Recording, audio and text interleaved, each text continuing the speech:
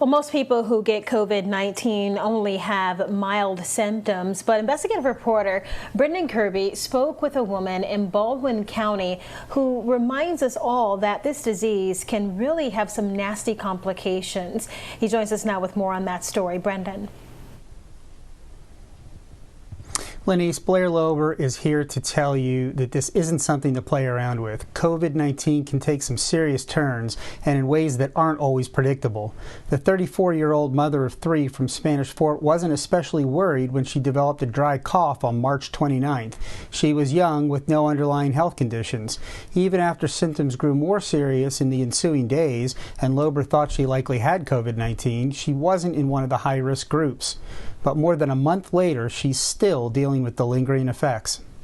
I guess the main thing is I'm still having erratic heart rate. It'll drop into the 40s and then it'll shoot up into the 170s, even into the 190s sometimes. My blood pressure still runs low. I get short of breath still when I get up and exert myself, but it's better. It's increasingly improving.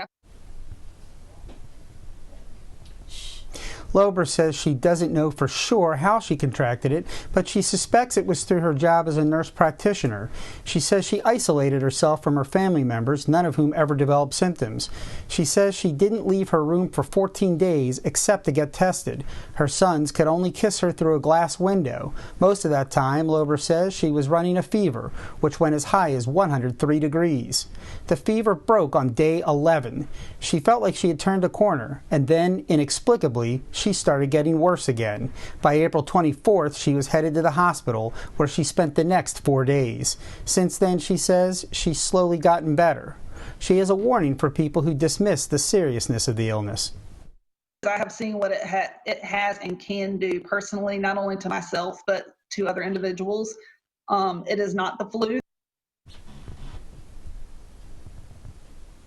Not that Lober thinks that it was worth it to go through the ordeal she has, but she says she's somewhat relieved that she probably has some immunity to the disease now. And I say probably because, like so much with this disease, scientists aren't quite sure. Reporting live for Fox 10 News, this is Brendan Kirby.